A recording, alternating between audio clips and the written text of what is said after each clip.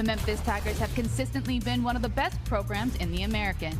They've won 5 straight bowl games, including a victory last year over West Virginia in the Scooters Coffee Frisco Bowl. Led by the all-time leading passer in the American Conference history, Seth Hennigan, the Tigers went 11-2 last season, their only losses coming to Navy and UTSA. This year, Hennigan is gone, but the Tigers have revamped with a highly rated transfer class. Welcome back to the American Football Kickoff. I'm Maria Tribalpiece, next to Rini Ngolia, Lige Duzable, and the head coach of the Memphis Tigers, Ryan Silverfield.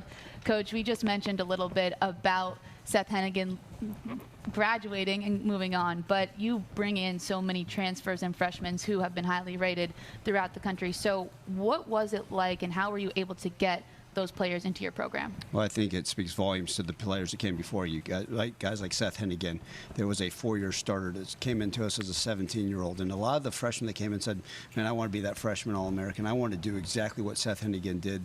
Those players that came before him, they go into the NFL, and then the transfers, right? They come and see a team that's had success year after year, coaching continuity, which is harder and harder to find in college football, and say, you know what, I want to be a part of that. And I give credit to all those that came before us, but then the players in the locker room, they're the ones that sell the culture, they're the ones that sell the standards, and ultimately a lot of people are attracted to that. They want to be a part of it and come join us in this great city as well.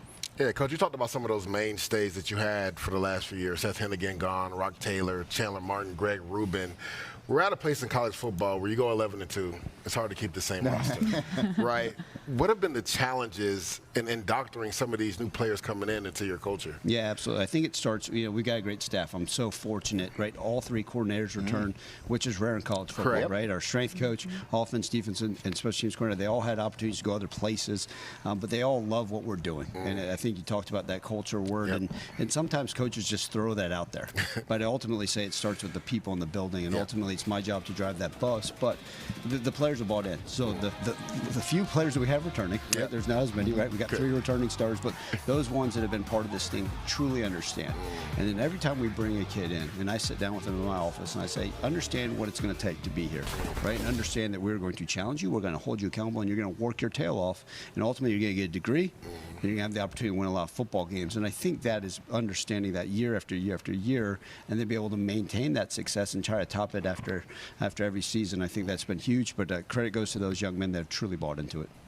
Coach, every year the season starts, I always say this stat, and the great news for Memphis is it always gets one better. So 11 straight seasons, bowl eligible, and just so the viewers know this, the only other schools that have done that are Alabama, Clemson, Georgia, Ohio State, Oklahoma, and Iowa. So just to have Memphis mentioned there, I mean, the stability of that of your program, and just Memphis is a national name now, and a lot of teams don't want to tangle with you. Yeah, Renee, I think that's been huge. It's kind of just to see our logo amongst those others, right? Let's call it what it is. Those are some pretty prominent logos, and when people talk about success, they think about those other teams, and now Memphis Tigers are being mentioned in that, and that's what gives you a lot of pride. You go in to visit these high school coaches, you go see these people that we've seen you on national TV, we've seen you on ESPN.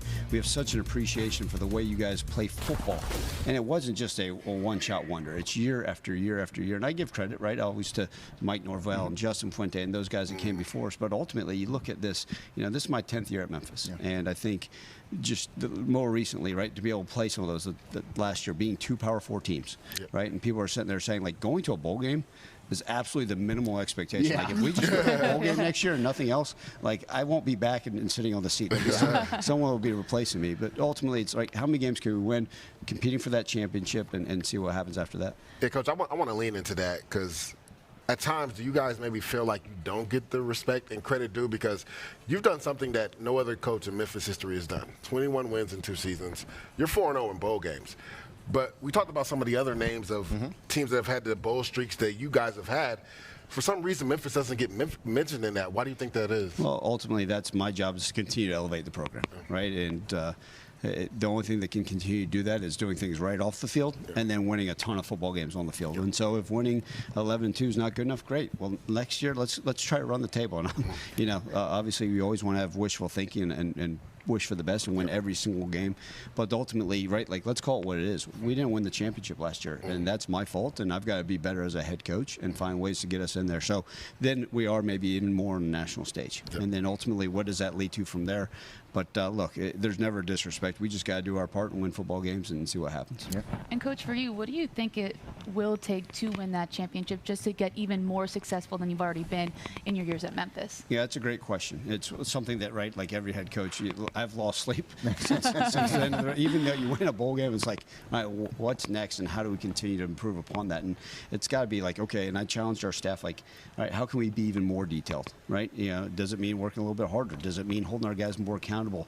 Is it finding better guys that fit our roster? And I think that all goes into this, right? It's not just, next week when we start training camp. It's been an accumulation of things all the way back to January, right? Right when we started a new season, and finding ways, how do we continue to build upon this and be better than we ever have? And, right, maybe it's a better game plan. Maybe it's the way I structure a certain practice. Maybe it's something that's going to be said in a pregame or a halftime adjustment. Those are all things that go about it. You're close, but close doesn't mean a darn thing. And we're going to continue to push the limit to find out the way we can win that championship. Coach, obviously, Seth Hennigan was prolific at Memphis. You guys will have a new quarterback under center this year. Brendan Lewis, when you were looking for a quarterback in the transfer portal, what stood out to you when you decided to bring Brendan in? Yeah, look, Brendan, as he knows, and I know we'll talk to him shortly, he knows he's not guaranteed the starting spot. Yep. But I think the biggest thing that was appealing to me was a 35-game starter in college football. Like, good luck. Those are hard to find, right? And a lot of those cost a lot of money. Yeah. No, but Brendan came to us for the right reasons. He saw the success we've had on offense. He saw the success that, a guy like Seth Hennigan and Brady White and Riley Ferguson have had, those quarterbacks that came before him since I've been at Memphis, and said, I want a part of that. I want to be a part of that culture. I want to be a part of those type of teams. And, ultimately it was a great fit. And I think he's going to fit well into this offense. He works really hard. He's intelligent. He's a gym rat. He cares a lot about it. He's going to have to go out there and compete his tail off in training camp to earn that spot. But ultimately, when we look at it, the 35 starts in college football, and it's our job to put, a surrounding cast around him. Coach, everyone talks about the portal, not just for you, but college football, right? Because you're losing players, you're bringing players in the portal, and high school recruiting kind of gets lost. And that's one thing with you guys really killing it in high school recruiting. A ton of, depending on what rating you look at, but a ton of 3-star guys, a ton of 4-star guys. So yeah, it is still very important to recruit high school. Yeah, absolutely. And I still will hang my hat on that's how you develop and build a long-term successful program. And I've said this all along since the day I got this job. This is not a one-hit wonder. This is not me trying to win and take the next job. It's like, how can we build long-term success, right? And I don't know how else to do it than just continue to stay there and try to win a bunch of football games. But I think that's it, right? Like going and getting it. Like on paper, we've been told we've had year after year after year the highest non-Power 4 recruiting class in the country. And I think what ends up happening is that bodes well for the success of the future. Right now, you hope you don't lose a lot of those kids to the portal. Yeah. We've had some of these guys that do really well, and then all of a sudden, the next thing you say, hey, listen, the bank came a call and I'm going to leave. But yeah, I think it always starts with the high school ranks and then developing those guys. And we're so fortunate we have coaches that are going to pour into them and find ways to develop them and see what they're capable of long term. When you take a look at your team right now, who are some of the older guys on your roster that are helping those incoming freshmen who haven't played a down of college football yet adjust? Yeah, I think two of them obviously are here with us today, and William Whitlow and Brendan Lewis. And then, I think part of that is a lot of those vets that even came in the portal that say, hey, we understand what it takes to have success, or we came here to have success. We've seen failures at other programs. These are the things it's going to take. And one of the things we do, and really going to training camp, is I pair every single one of our players up. We call them accountability partners. Okay, so if we have 120 players, we're going to match them up. So 60 guys, they all got a partner. And what they do is they're forced to go to like lunch and put their cell phones, no cell phones allowed during lunch during training camp, and sit there and have adult conversations. And some of that's the education. Hey, this is what it's going to take. Like, hey, you know what? Like last night, you tweeted out at 12:30 at night, like you should have been asleep or studying your playbook or doing something like that. Or you need to be able to attack the academics this way. And I think that's huge. And so it's part of the piece of the puzzle that we can help as a coaching staff. But it's fun to watch because those people want to see those young guys have success. And we're going to have some freshmen that play for us this year because of it. Coach, I want to talk about two younger guys that are potentially going to step up for you this year. Greg DeWosier, he came onto the scene. I know he got banged up a little bit, but then came back. And then Sutton Smith. What have you seen from these guys this offseason that proves that they've developed in your program and you're going to trust them to give them more carries this year? Yeah, it's so funny because, 3 years ago I was sitting here talking about Sutton Smith, and last year he was our starting running back. first quarter, the first game of the Yes, season, sir. I called the game. Yeah, I tears remember. his ACL, and you're like, oh, you know, a lot of coaches would have boo-hooed and said, well, we couldn't do things because we lost our starting running back first game. And really, like after that game, and I love Sutton, we just kind of didn't talk about it because we had success with Mario Anderson, some of the other running backs. But Sutton is a very, very dynamic player. He kind of, him and Greg DeWozier, right? Greg got hurt in the Florida State game, broke his collarbone, was out 6 games, came back, and people see the game he had versus Tulane, see the game he had versus West Good Virginia. receiver out of the back. Absolutely. Yeah. And so those guys kind of fit the mold of, and I'm not, please, I don't want to get held accountable to this. They fit the mold of the Kenny Gainwells, the Tony Pollards, the Antonio Gibsons. Those guys are like, wait a second, is that a wide receiver? The Blake Watsons, like, you know, they have the 50-plus catches. They can do some of the return stuff. They're dynamic with all those things. So those are 2 special guys that haven't even had a full season. Correct. And we're hoping, like I always tell them, I said, you know, I don't care about your stats, but if you can play 14 or 15 games next year, we'll all be really, really happy. And they sit there and think about it. They said, 14 or 15? Yeah, well, okay. So we'll keep pushing for that, for them to stay healthy, and I think they're going to be really, really productive. Yeah. Let's talk about the Memphis environment. I did 3 games in Memphis last year. I should have probably been on the Memphis payroll. ESPN sent me there 3 times, but I'm not complaining. Renovations to the Liberty Bowl, beautiful, and really, for all intents and purposes, it's kind of like an on-campus stadium. It's like it's right there. Yeah, I always tell people are always like, oh, where is it? Is it downtown? Literally from where the freshman dorm is, and by the way, we're building new athletic dorms right by the facility, which are going to be a game changer, or you know, for all students and student athletes alike. But it is 1.5 miles from there, so it's literally straight down Central. And then you talk about $220 million going into a renovation. It's not a new stadium like you hear some of these schools bragging. It's historic too, so you don't want to mess it too much. Absolutely, I love the history of our program. I love the history of the Liberty Bowl. Right, obviously there's the Liberty Bowl game, and some of the things that occurred in the Heritage Classics and some of the greats. Even people forget at one point the Tennessee Titans played a season in Memphis. You know, and so I always share the picture of Eddie George and Steve McNair coming out of the old tunnel where our players do.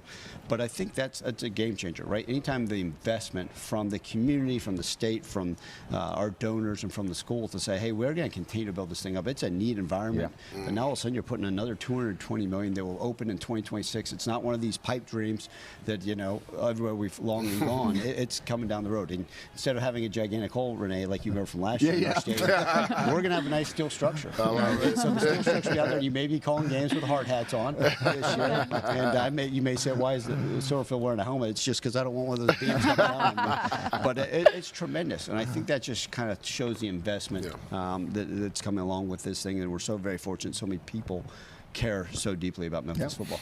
Well, we're excited to watch you in your home field wearing a hard hat or not. Either way, it'll be great. Coach, thank you so much for your time today. Absolutely. Always enjoy being around you guys. Thanks so much. Go Tigers. Thank you. Let's take a look at that Memphis schedule. You see a couple of games on there. And Hannah, you can take it away. Thanks so much, Maria. I'm joined alongside defensive lineman William Whitlow Jr. and quarterback Brendan Lewis. Guys, welcome to the Players Desk. Welcome to Charlotte. How's it been the past 2 days? It's been really fun, really great experience. Charlotte's a beautiful place. I'm just really blessed to be here. Yeah, I'm just going to piggyback off what he said. It's been a great experience so far, you know. Been seeing a lot of good hospitality, so, you know, that's nice. Well, let's talk about last season. I mean, 11-2 overall. How has this team been able to maintain such success every season as you move forward?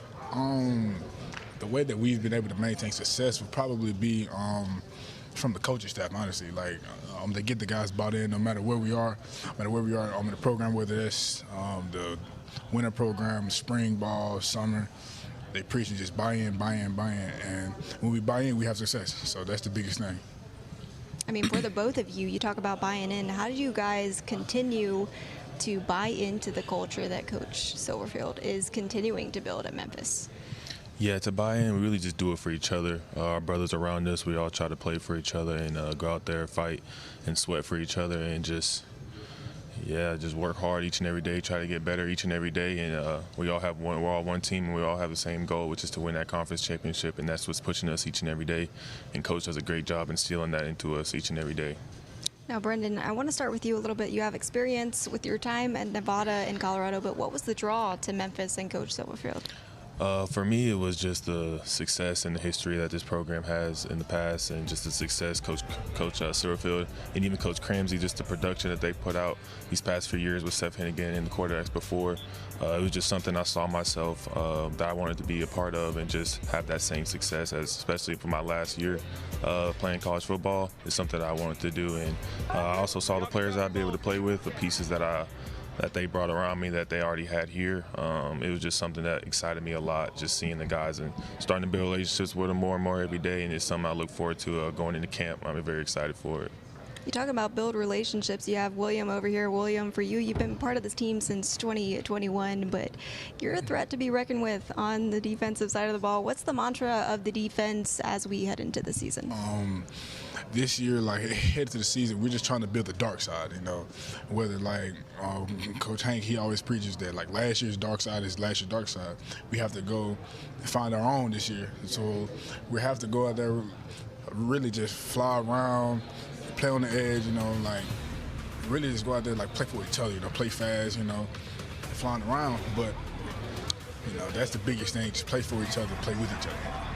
Then I want to go back to you, Brennan. I mean, you talked about filling the shoes of quarterback Seth Hennigan. Do you feel that pressure at all? I know you're not named the starter, but how do you handle the weight of all of that?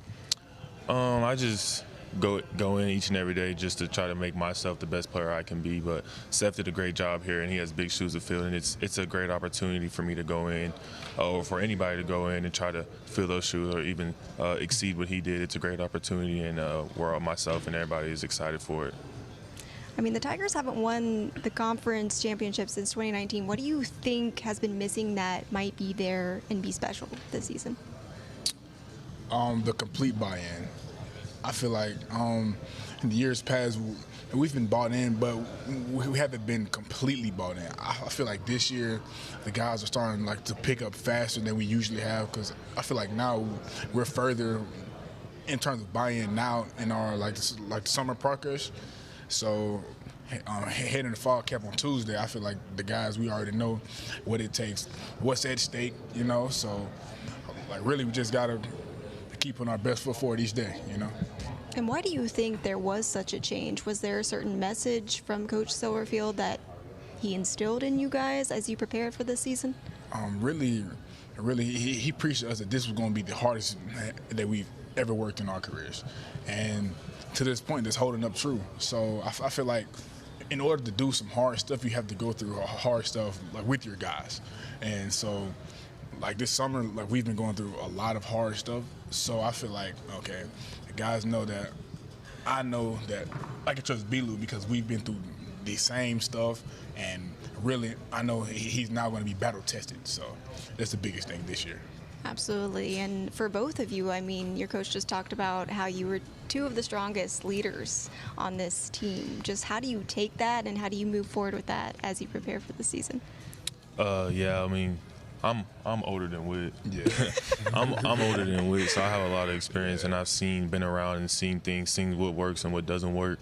So I just take my experience and try to pour into the young guys, because I see them doing stuff that I did when I was their age, and I know that it shouldn't be like that, it should be like this. So I just take my experience from my previous years in college and just pour into the young guys, pour into the teammates that have less experience, and it helps a lot. And as far as me, you know, like growing up, up through this program, I've had my trials and tribulations, you know. I've made like the childish mistakes and stuff. Even going back to last year, I've made my own mistakes. So me learning from those and having those talks with Coach Silverfield, Coach Hankins, and my D-line coaches over the years, like, I'm starting to now process everything that they've been saying, and now I'm starting to implement it into my everyday life and try to instill it in those young guys, because I know that, like, if I get to them now, they won't have the same problems that I had my second, third, and fourth year. So that's my biggest thing. Well, I'm excited to see the leadership, the buy-in, and everything else that goes on this season for you guys. Best of luck to you both, and just thank you so much for spending some time with me here in Charlotte at the Players Desk. Thank you for having us. Thank you for having us. Back to you, Maria.